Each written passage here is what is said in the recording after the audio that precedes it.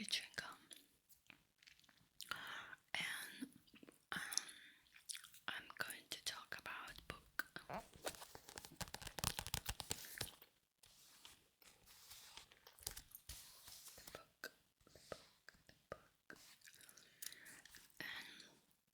I'm really excited because I probably finished today, like the chapters that are already read. So let's just see. No promises. I put my new camera today, so I'm really happy because it makes the room look like sharper. I think it looks better, but you tell me in the comments if you think it looks better or it's just blah, you know. Anyway, so yeah, let's do this.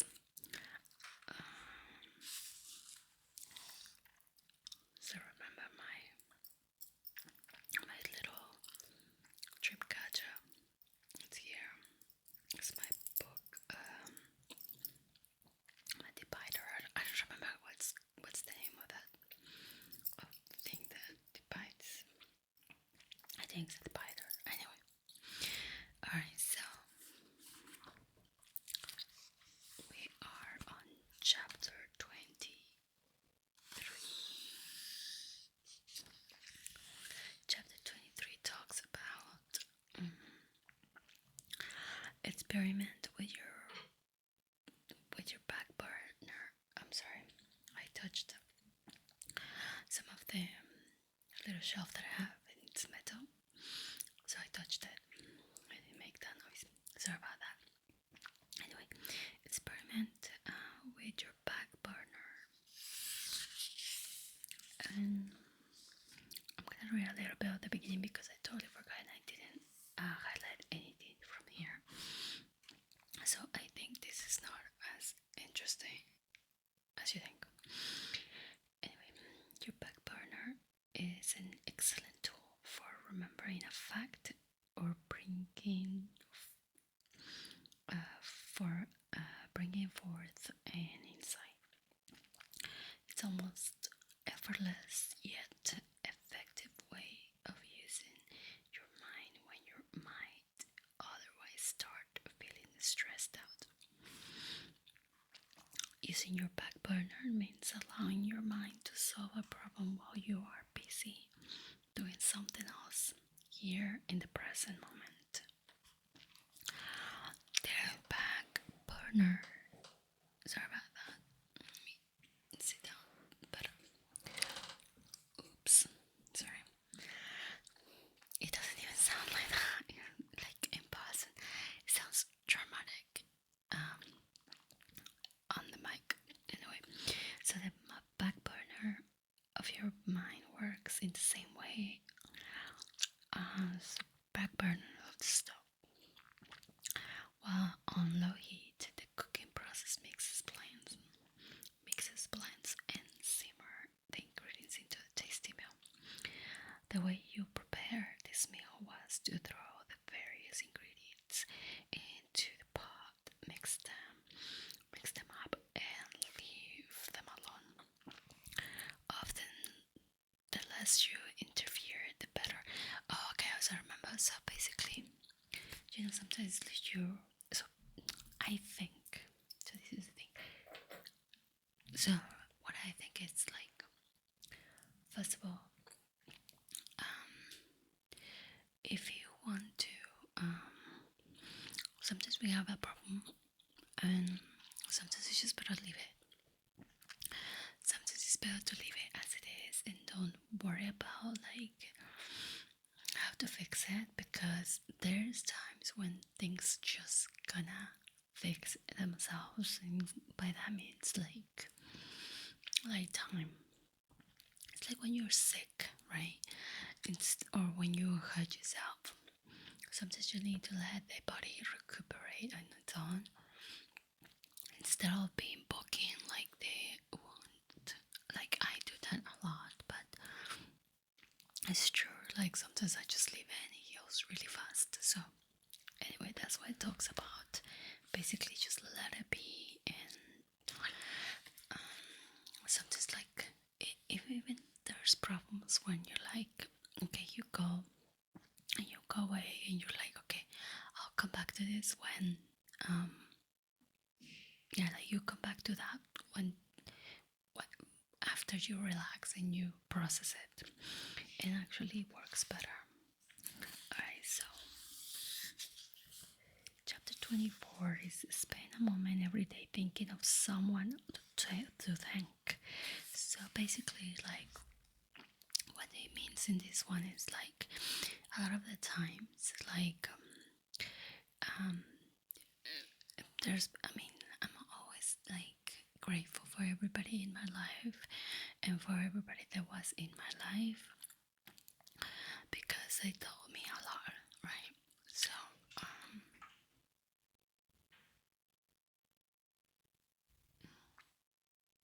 I don't know what it was. Like, there was a lot of noises. Anyway, so I spent a lot of time thinking, like being grateful.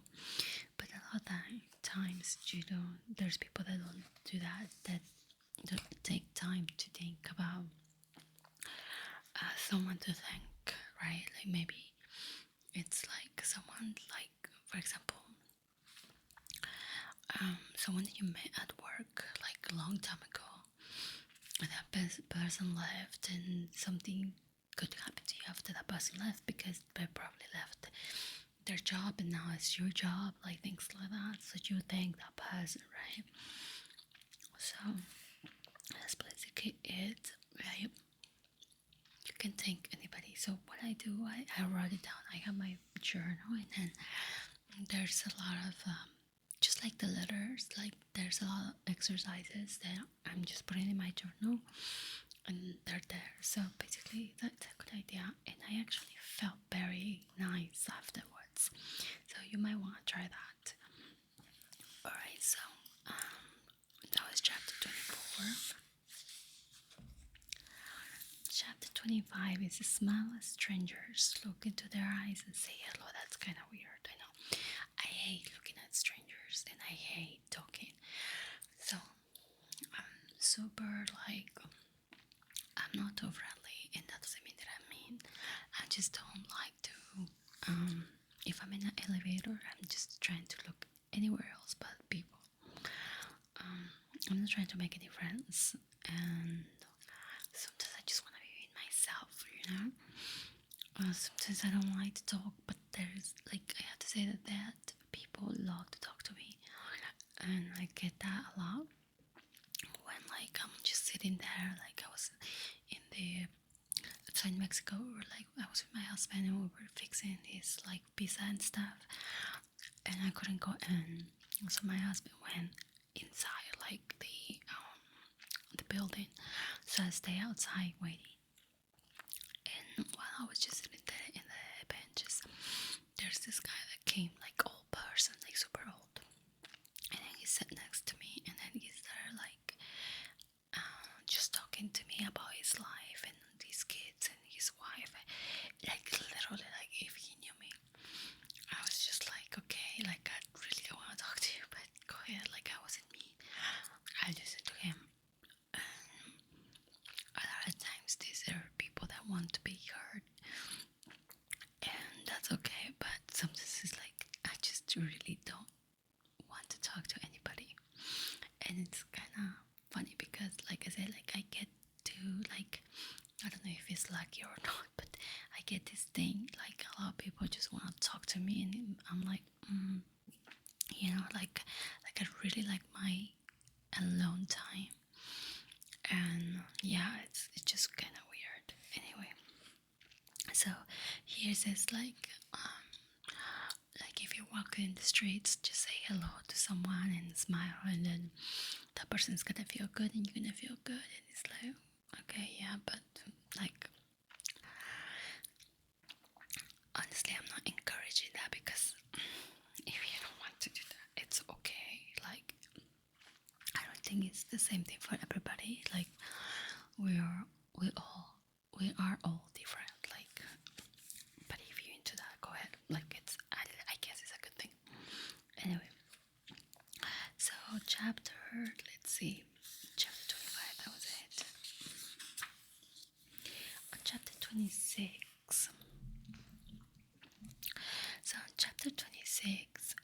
set aside quiet time every day. Okay. So this is pretty much like, remember what I told you about, like be patient, all that.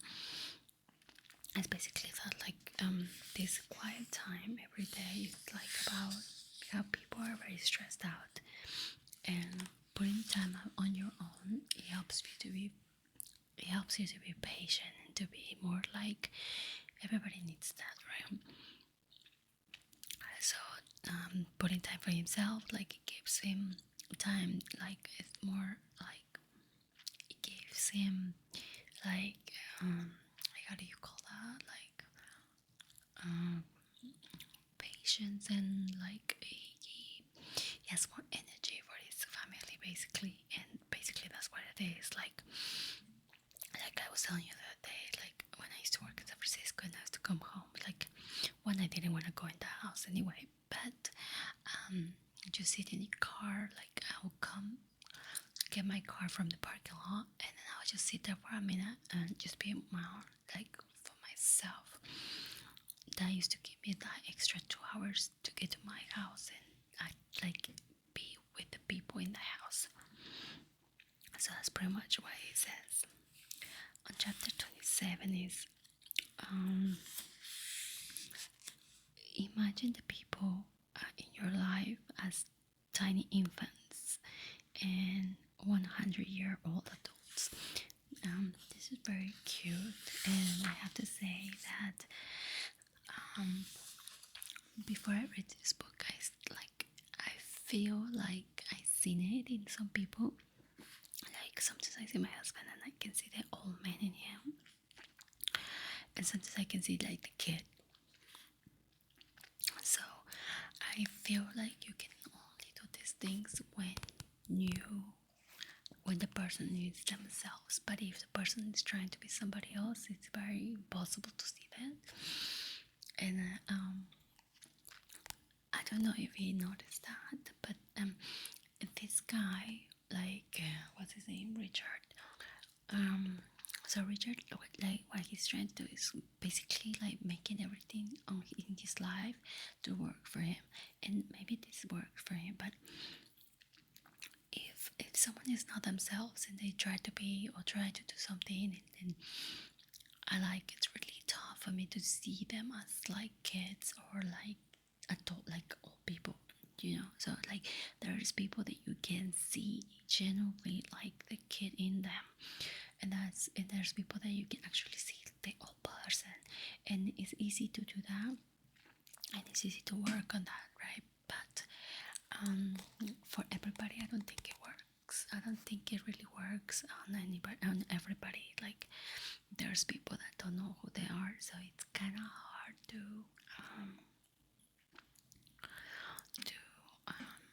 yeah, it's kind of hard for you to put that mindset and be like, okay, like, oh, he's so funny, oh, I can see the child in him. No, there's people that are childish, but it's acting childish, and I'm not for that. Alright, so on chapter 28 is seek first to understand. So basically this is like I do that. For example, if I know someone, like if I want to know someone, I need to ask a lot of questions, and I need to know a lot of basically of their lives. Why? Because I need to understand who this person is. Like I just cannot have a relationship with someone that is super superficial, like, and doesn't want to talk about like real things. Okay, like if you tell me, for example, that you're like that you're introvert, I'm gonna be like, okay, wait a minute, like, so how was your childhood, things like that. And those are pretty, I feel like they're pretty normal questions. Sorry, my cat made a last laugh I had to swallow. So yeah, so anyway, like it's just too much to what's it called, like Like if you don't want to have that, and like you feel like that's too noisy, like nosy, it's like, okay, so maybe you're not my people, because I'm gonna tell you who I am, and I'm not gonna hide. But I also don't wanna have a relationship with a person that doesn't want to be open and just wanna show me the superficial things, right? So anyway, so that's basically what it is. Just basically to understand people from their side, but basically you have to dig. Um,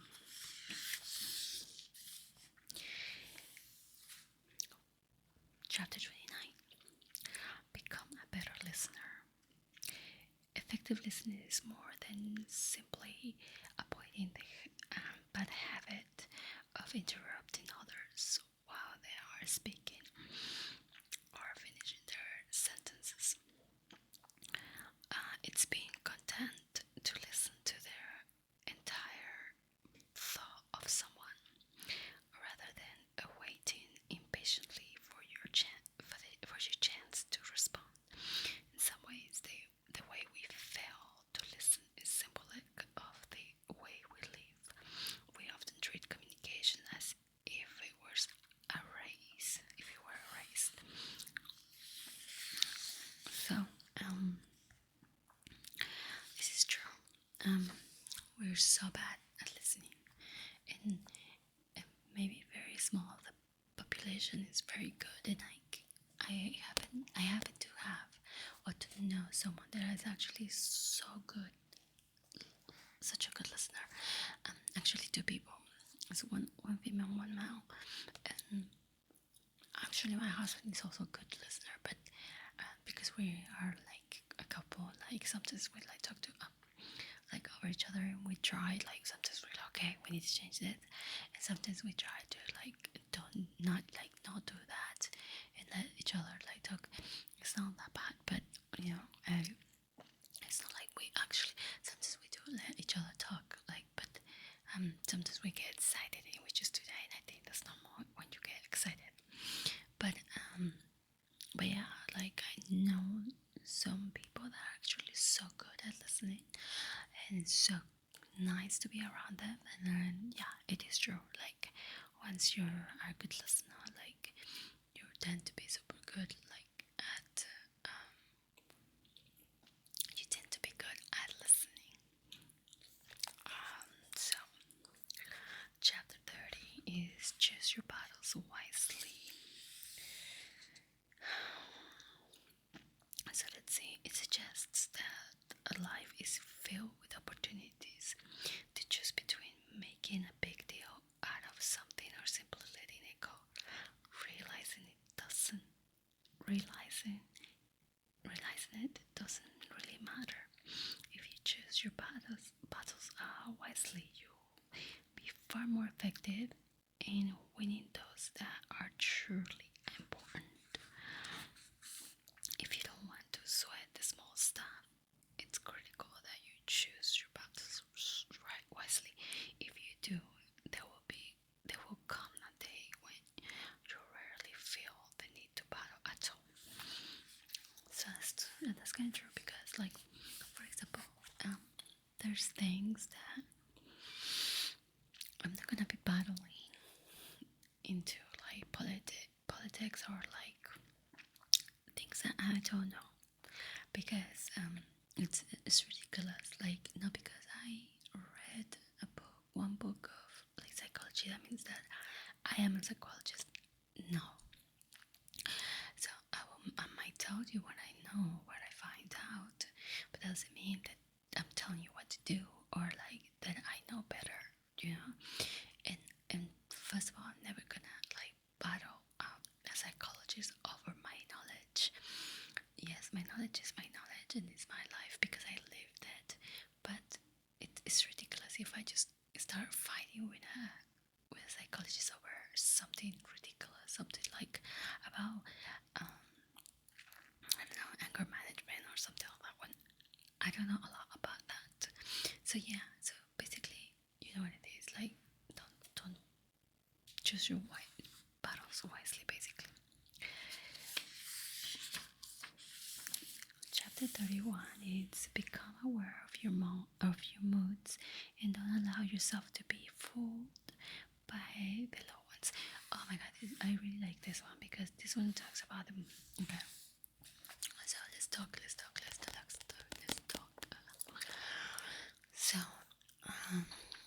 so usually when you're in a good mood, everything works, and everything's fun, and everything is like, oh my god, like everything's a big deal, right? Sorry about that. I was too like this. Anyway, so everything's a big deal. Everything is like there's nothing bad. There's no problem in life, and for some reason we have so much patience, and it's just life. It's amazing. Long story short, but what happens when we're like in a bad mood?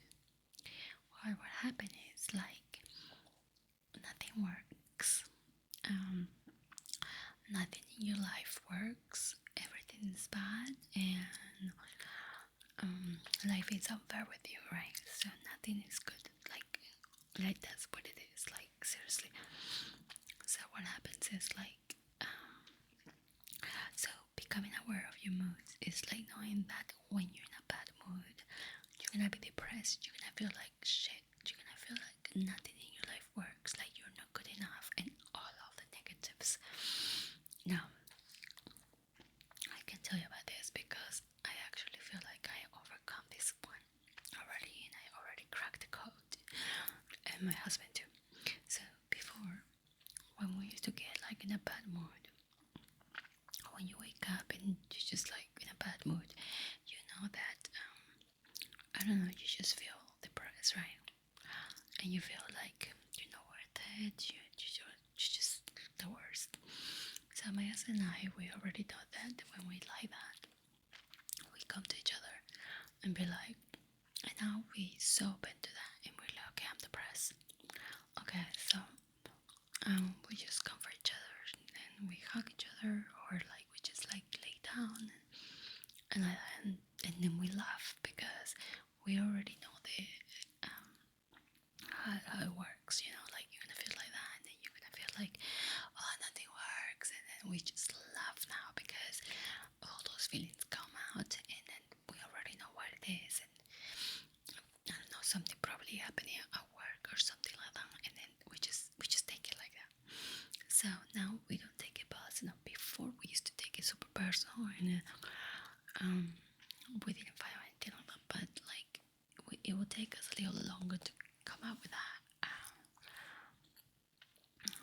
With our realization, now we know what is happening, when it's happening, and how to manage the situation and laugh at it. So basically, when you know that, it's like so much easier. Like life actually becomes so much like better, and rest, and you feel peaceful. And that's what this like chapter makes you wants you to know, like that it's okay to feel like sad or depressed. It's okay. Nothing's gonna happen, but like you also need to be aware that there's always ups and downs, and it's okay to feel like that because that's life. And the next day, you probably were gonna wake up with like, sorry, with like probably like all the energy in the world. And yeah, like sometimes what we do is like we take the day off, like we just rest, and then we're like, okay, let's just rest, let's not do anything, and let's just let it go, and that helps. Or also, when we feel depressed, we usually go to the mall and we just walk around, and we have a cup of coffee, and we feel fine after that. So sometimes it's the environment, sometimes it's like you need some sun. There's so many factors that like you need to discover on your own which one is the one that is gonna make you feel better. So for example, like us, like I said, we do all of those rituals like hug, laugh at it, and or go to have a walk, and have a cup of coffee outside, sometimes you need to find out like what works for you. But yeah, so true. Don't you need to be aware of your moods, because that will change and help you in your relationships and actually with yourself too. Because it's not nice feeling like you're nothing, like it sucks. So don't do that. Don't do that to yourself. I swear it will change your life. Alright, so that was 31. This was a little long there. Chapter 32 is life is a test. It is only a test. When you look at life and its many challenges as a test or a series of tests, you begin to see each issue you face as an opportunity to grow, a chance to roll with the punches. Ask yourself, why is this issue in my life? What would I mean? What would it mean? And what would be involved to rise above it? Could I possibly look at this issue any differently? Can I see it as a test of some kind? So basically, like, it's so true. Like, for example, when something happens to you, sometimes we make mistakes, and that's okay. As long as you don't make it twice or 3 times or 4 times. One mistake's okay. Second mistake is like, okay, I messed up. Fine. But after the second one, if you keep making the same mistake, it's like, okay, you're not really listening to the mistake or to the lesson. So when you commit or you make the same mistake over and over and over, I'm gonna say like 3 times in a row, you need to start asking these questions. Or if you can ask yourself these questions, like this type of question, like, why is this happening? Like, okay, what I need to learn from this. If you do that, it's gonna be easy, because that means that you are discovering a part of you that you didn't know, and now you know that. So now you are able to actually like how to go like I totally forgot what I was gonna say. So basically, like, once you know that, you are able to see things in a different way, into fixed issue on time. Okay, so that was chapter 33. I mean 32. Chapter 33 is praise and blame are all the same. So it says, one of the most unavoidable life lessons is having to deal with the disapproval of others. The sooner we accept the inevitable dilemma of not being able to win the approval of everybody we meet, the easier our life will become. Okay. I had a lesson, like, when I was little, or not little, but when I was younger, I would say, my mother said something. I don't remember if she said something to me or my sister. I don't remember if that something was for me or for my sister, actually. But my mom said, not everybody's gonna love you, or not everybody's gonna like you, and you're not gonna like everybody. That lesson helped me forever. It helped me like with a lot of boyfriends, right, through my teenager time, because it helped me not break down in a way of I only have one heartbroken like that, like, and that was the first one. But after that, I remember that, and then I was like, okay, because it helped me knowing that not like that, like, not everybody's gonna be off on me, and I'm not gonna like everybody, and not everybody's gonna like me. So that has helped me, like, knowing that, and feel more comfortable about the situations. So this is very important for people, because a lot of people get like obsessed with like why they don't like me, so they start like going crazy, and then they get obsessed, and that is the reason that people get obsessed, because they don't understand that not everybody needs to like them. So yeah,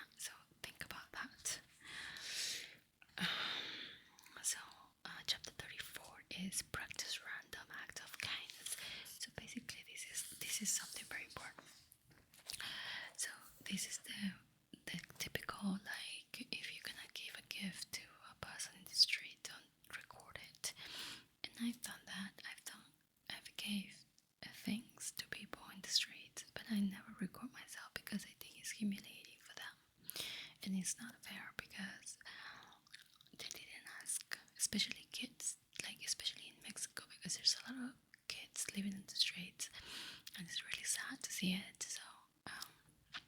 So yeah. So first of all, I never recorded, and I never tell anybody. I mean, I'm telling you guys, but like I've never put it like on social media because I think it's not nice. Like nobody wants to be in that position. Nobody. So yeah, I just like do something like probably like be a how do you call that? What's it called?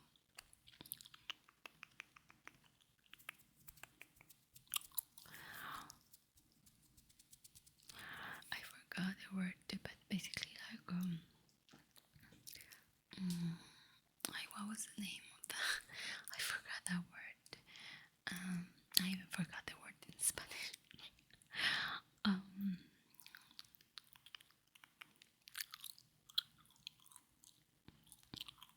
um,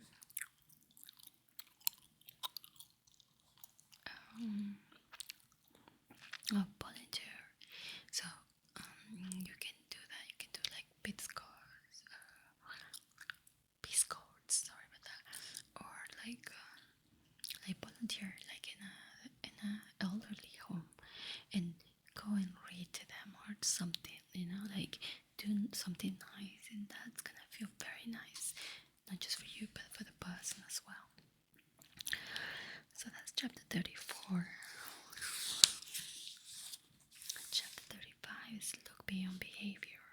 So if we all base our love in our children behavior, it will often be difficult to love them at all. Would it be nice if we try to extend this game or this same loving kindness towards everybody else we meet? Would we live in a more loving world if when someone acted in a way that we didn't approve, or we could see their action in a similar light as a teenager of bad behavior? This doesn't mean that we walk around with our heads in the sand pretending that everything is always wonderful, allow others to walk all over us. No. Or that we excuse or approve the negative behavior instead. It simply means having the perspective to give others the benefit of the doubt.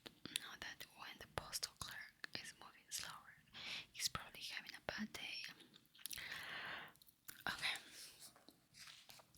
So, okay, this is very important.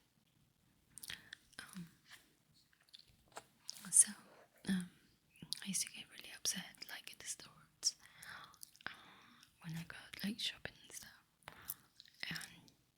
and you try to ask something to the cashier or someone in the store, and they give you attitude. But I used to get upset about that.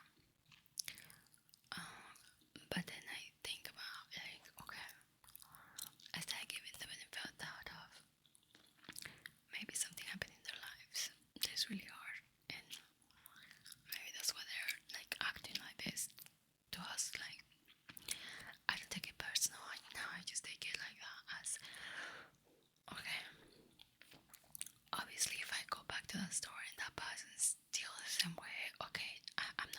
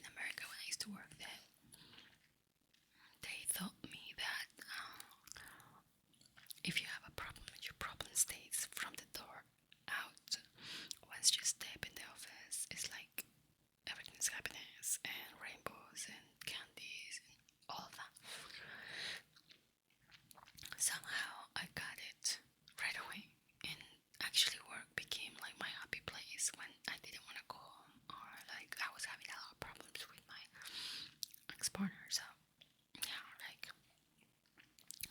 you can put it like that, like if you go to work, like just put your problems outside, because also the people that goes to your office or to your work to buy or to whatever, um, they're also probably not having a good day and they have to go. So sorry about that. I had a little like skin on my lip. Anyway, so yeah, so just be kind, I guess, with everybody. On chapter 36 is See the Innocence. One of the most frustrating aspects of life is not being able to understand other people's behavior. We see them as a guilty instead of innocent. So Wayne Dyer sarcastically suggests in a lecture, round up all the people who are making you miserable and bring them to me. I would treat them as a counselor and you'll get better. Obviously, this is absurd. It's true that other people do weird things, who doesn't? But we are the ones getting upset, so we're the ones who need the change. I'm not talking about accepting ignorance or advocating violence or any